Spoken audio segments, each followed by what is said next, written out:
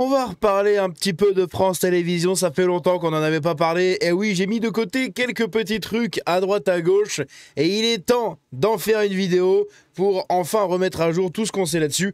Il y a eu des nouveaux rapports qui confirment que cette entreprise, entre guillemets entreprise, cet office public est en plein naufrage, mais elle coule à une puissance, enfin une vitesse phénoménale. Littéralement, vous allez voir, il y a des gens qui commencent déjà à quitter le navire, hein. Ils sentent un petit peu que ça commence à puer des fesses. Ils font le vent, non, ciao, moi je m'en vais. Voilà, on a des DRH et tout qui quittent le navire. Bref, les rats quittent le navire, et oui. On va regarder un peu tout ça sur France Télévisions, et oui, toujours très fameux, hein. Ce fameux France Télévisions qui à la base partait quand même d'un bon concept. C'était censé être pas trop mal France Télévisions avant que ça devienne un nid de gauchistes wokistes absolument ridicule et militant. Bref, on va regarder tout ça. Rachida Dati annonce que France Télévisions va devoir se préparer à une coupe budgétaire de 65 millions d'euros. Inquiète, les stars du petit écran appellent à ne pas mettre en péril un bien public essentiel en... Et pourquoi ça me met ça là? Hop là. Un bien public essentiel. Ah oui, paye ton bien public essentiel. Il n'est là que pour faire la propagande du gauchisme, du socialisme, du multiculturalisme, du wokisme et de toutes ces aberrations-là. Et du communisme, je ne sais pas si je l'ai dit, mais ça en fait partie, globalement. Et même à la fin, j'irai même plus loin, du racisme. Eh oui, parce que les gauchistes sont racisme. Eh oui.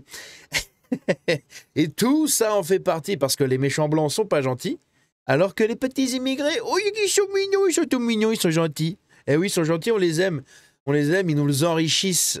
Je sais pas avec quoi, mais ils nous enrichissent, apparemment. C'est les gauchistes qui le disent, ils ont raison. Libération a encore perdu près de 13 millions d'euros l'an dernier. Le milliardaire tchèque Daniel Kretinsky prêt à accorder un nouveau prêt qui pourrait s'élever à 15 millions d'euros pour sauver le quotidien. Je le place ici parce que c'est symptomatique de ce qui se passe avec France Télévisions, de ce qui se passe ici avec Libération et de ce qui se passe avec tous ces contenus et ces offices de diffusion comme ça de gauche. Tout est en train de tomber. Le gauchisme est en plein naufrage. Le seul truc, c'est que plus ils vont faire naufrage et plus ils vont couler, plus ils vont devenir radicaux et violents. Donc, enfin radicaux, bon bref, et violents. Donc il faut faire attention. Mais en tout cas, voilà, petite info ici sur Libération qui continue son naufrage aussi. Parce que j'avais déjà parlé de ça, du coup, l'an dernier, 13 millions d'euros de manque. Ici, cette année, pareil, maintenant ça va être 15 millions d'euros pour maintenir un journal qui ne sert à rien, qui fait des articles sur le petit anus des hommes. Voilà, comme quoi c'est un plaisir à nu. Eh oui, je vous invite à aller regarder. Je sais plus qui en a fait une vidéo de ça. Je sais plus, il y a quelqu'un qui en a fait une vidéo, mais ils ont fait un article. Le esque nanal, c'est magnifique pour les hommes, ça devient une nouvelle pratique et tout. Voilà, c'est Libération, faut pas chercher. Tout ce qui est avec des fesses, c'est leur magazine. Alors, leur magazine pue du cul, littéralement. Léa Salamé rate son retour aux 20h. C'est désormais certain. Il y a bien un effet rejetant, visant, il y a bien un effet rejet visant factuellement Salamé. Bon, ce cher petit Clément devrait apprendre à écrire quand il fait ses articles, mais enfin bon, admettons. Donc oui, il y a quelque chose au niveau de Léa Salamé. Ça, je l'ai mis ici pour me faire penser de vous parler à ça. On en avait déjà parlé, je crois. Elle est partie en vacances courant du mois d'octobre, vers la fin octobre, pendant 2 semaines, je crois. Et pendant ces 2 semaines-là, ou cette semaine-là, eh bien, elle a été remplacée par quelqu'un. Ce mec-là, je sais plus comment il s'appelle, quand il l'a remplacé, les audiences ont bondi sur France Télévisions. Parce que depuis que Léa Salamé a pris le JT en septembre à la rentrée, eh bien, les audiences sont tombées en flèche. Et oui, elle coûte quand même 25 000 euros par mois, mais ne rapporte absolument rien à France Télévisions. Elle leur fait même perdre de l'audience. C'est magnifique. Et donc, de l'autre côté, vous avez un autre mec, quand il la remplace, eh bien, les audiences explosent. Et quand elle revient de ses vacances, c'est la chute libre à nouveau. Je pense qu'il y a peut-être quelque chose qui se passe avec Léa Salamé. Il va peut-être falloir corriger ça. Et oui, et le pire, c'est que dernièrement, il y a eu un autre mec qui est venu et ça a reconfirmé tout ça, puisque les audiences ont réexplosé. Les gens ne veulent pas de Léa Salamé. Moi-même, je la déteste et quand je l'entends, je ne la supporte pas. Elle est insupportable quand elle parle, en fait. Elle parle avec un air hautain, elle vous prend de haut.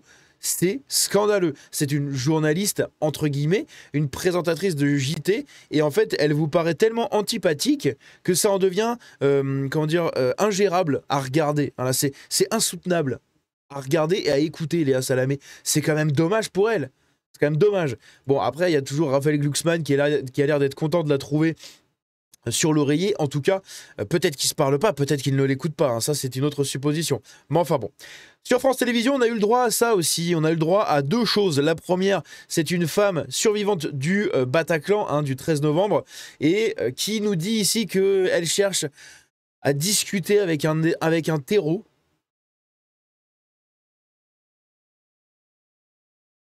Pourquoi? Vous allez me dire. Eh bien, c'est tout simplement pour essayer de percevoir une petite rédemption dans le comportement des terreaux. Sauf qu'il n'y en a pas. C'est pour ça qu'ils sont terreaux, qu'ils sont ultra dangereux et qu'ils sont radicaux à ce point. Il n'y a pas d'empathie, il n'y a pas de rédemption, il n'y a pas de miséricorde, il n'y a rien du tout chez ces gens. Et cette femme-là, complètement défigurée par le Bataclan, veut accorder un droit de réponse à un terreau pour essayer d'avoir des réponses et essayer d'avoir de la compassion en face. Mais putain, pourquoi? Avec leur message de « Ah, vous n'aurez pas ma haine ». On parle d'un pays qui a été fracturé de multiples fois par des matatas, et quand bien même ça nous est arrivé, ça ne pose de problème à personne. Vous n'aurez pas ma haine. Bref, donc ils nous vendent ça sur France Télévisions, hein, avec envoyé spécial. Et ici, pareil, de l'autre côté, on a Georges Saline, le père de Lola, donc qui n'est pas la Lola, mais Lola, du coup, qui est morte au Bataclan, qui a noué un lien fort avec le père d'un des terreaux. Oui, le mec, il est devenu copain avec le papa d'un des terreaux. Alors, le papa du terreau, le terreau en question n'est pas un terreau blanc, hein, c'est un terreau évidemment de la communauté de tout le monde sait, du tout le monde séistan. Et ici vous avez un exemple, ça c'est son papa. Si son papa n'avait peut-être pas mis la petite graine de mipsmamisme dans le cerveau de son enfant, peut-être qu'on n'en serait pas là à l'heure actuelle. Peut-être qu'il n'aurait pas fait ce qu'il a fait au Bataclan. Bref, et vous avez ici le père d'une des victimes qui n'était absolument pour rien du tout, qui est devenu BFF avec le père du terreau qui a tué sa fille. Il va falloir un jour m'expliquer ce qui se passe dans la tête de ces gens. Ces gens sont des dangers. Littéralement, ils sont des dangers. Je suis désolé, toutes mes condoléances les plus sincères et profondes à ce père de famille qui a perdu sa fille, et même un peu à l'autre, si tant est qu'il soit sain dans sa tête, vis-à-vis de son fils qui est décédé en terreau, hein, d'accord, un tout petit peu de considération peut-être pour ce papa-là, mais voilà, j'adresse mes condoléances à celui que je vous montre ici, le papa de Lola, mais je suis désolé, vous n'allez pas bien du tout. Vous n'allez pas bien du tout. À quel moment vous devenez copain avec ces gens-là? Ces gens-là sont responsables de votre malheur jusqu'à la fin de vos jours. C'est n'importe quoi. Donc je vois bien hein, le pardon, le machin, le truc. Non mais à un moment, faut arrêter. Faut arrêter. C'est pas possible. C'est pas possible que la victime devienne la caution de celui qui l'a rendu victime. Enfin, je sais pas comment expliquer ça, mais c'est absolument désastreux. Et ça, c'est ce qui nous est vendu sur le service public. C'est beau, c'est magnifique. Faut vraiment le privatiser parce que ça part en steak dans tous les sens.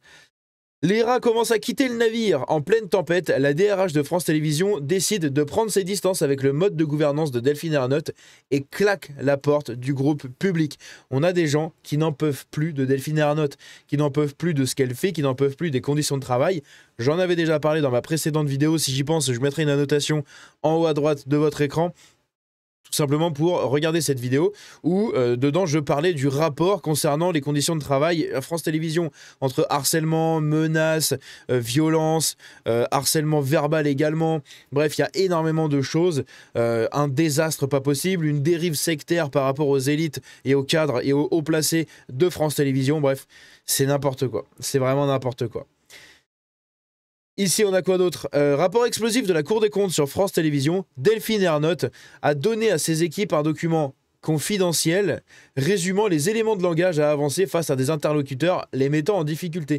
Donc, c'est-à-dire que quand quelqu'un vous met en difficulté quand vous travaillez chez France Info, Au lieu de simplement réfléchir et brancher votre cerveau, vous allez répéter bêtement ce que vous a demandé de répéter Delphine Ernotte. Et oui, et c'est ça qui est absolument dingue, c'est-à-dire que elle est là, la dérive sectaire.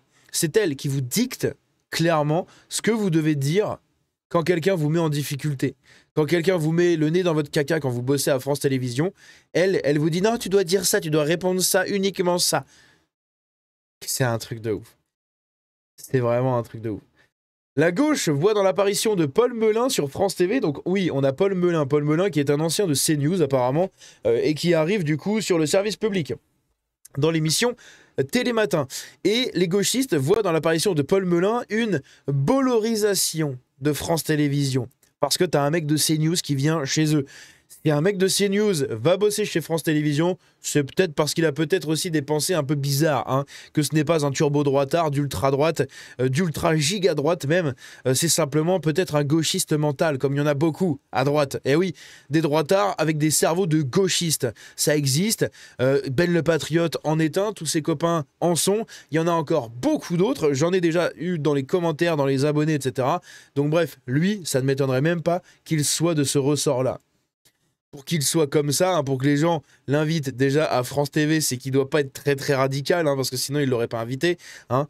Et comme ici le dit du coup très bien Pierre Sautarel, moi j'y vois surtout un moyen pour France TV de se donner l'illusion du pluralisme en recrutant un mec étiqueté CNews pour la forme. Et oui, c'est un centriste de plus. Voilà, c'est exactement ça. C'est un centriste avec un cerveau socialiste ou communiste, qui, tout simplement sous étiquette d'ex de CNews, est embauché en disant « Oui, mais regardez le pluralisme, nous, on a un ex de CNews chez nous, trop bien ».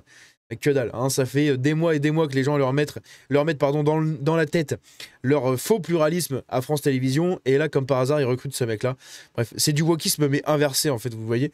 Là, c'est pas pour la couleur de peau ni rien, c'est pour les opinions politiques et pour les étiquettes que t'as collées aux gens. Lui, il est de CNews, alors venez, on va l'inviter, ça sera notre caution d'extrême droite. Notre caution d'extrême droite autour du plateau. C'est des enfants, hein, c'est vraiment des enfants. SOS propagande sur le service public en faveur des éoliennes. Pas un mot sur l'intermittence des éoliennes, hein, de la productivité. Et pas un mot sur les milliards pour les réseaux. Pas un mot sur l'hydraulique et pas un mot sur le backup fossile. On va regarder ça, vous allez voir, c'est ridicule. On va pas tout regarder, ça dure 1 minute 40. Mais c'est marrant le début. Regardez ce chiffre. En France, 28% de l'électricité produite vient des renouvelables. C'est très loin du Portugal, 88%, ou de la Norvège, 100%. Nous sommes en retard parce que longtemps, nous avons privilégié le nucléaire. Parce que ces projets éoliens ou solaires sont souvent contestés et que nous manquons de main-d'œuvre. Voici 3 infos pour comprendre.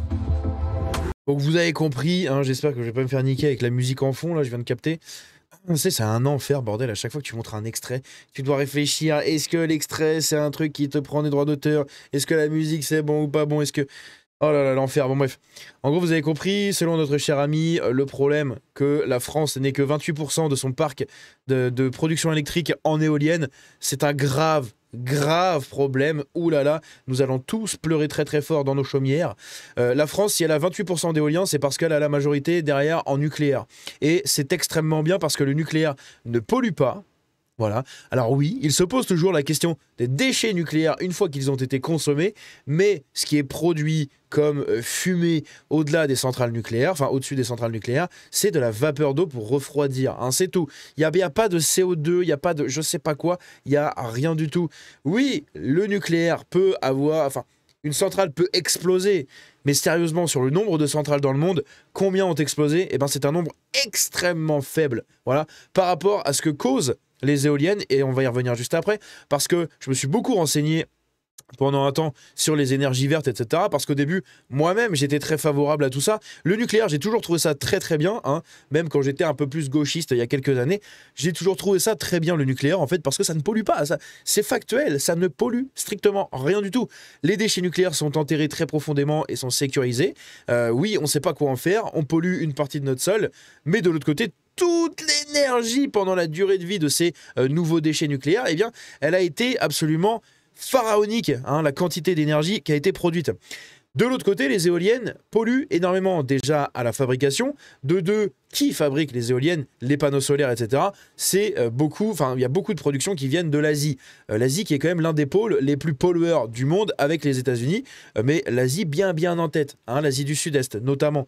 Et donc, on achète tout ça là-bas pour venir ici. Donc eux là-bas produisent à balle comme des porcs à coups de charbon et de tout ce que vous voulez pour nous revendre des bordels qui ne produisent que dalle, qui sont intermittents, qui coûtent une blinde à installer, etc.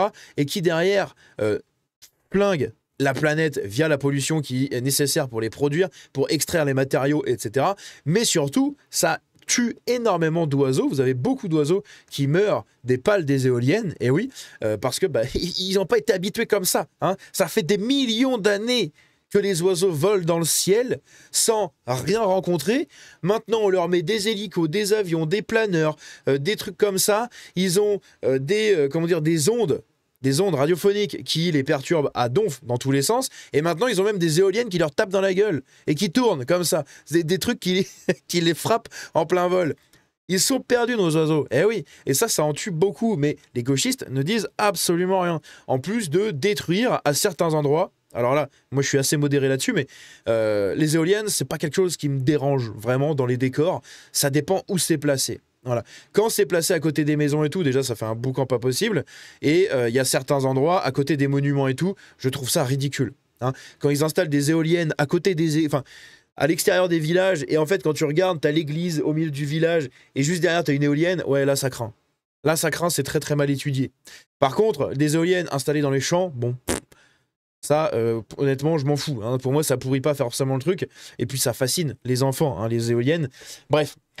Donc, la France, à 28% d'éoliens, c'est pas plus mal. C'est très bien. Ça veut dire que la majorité vient d'une électricité sûre.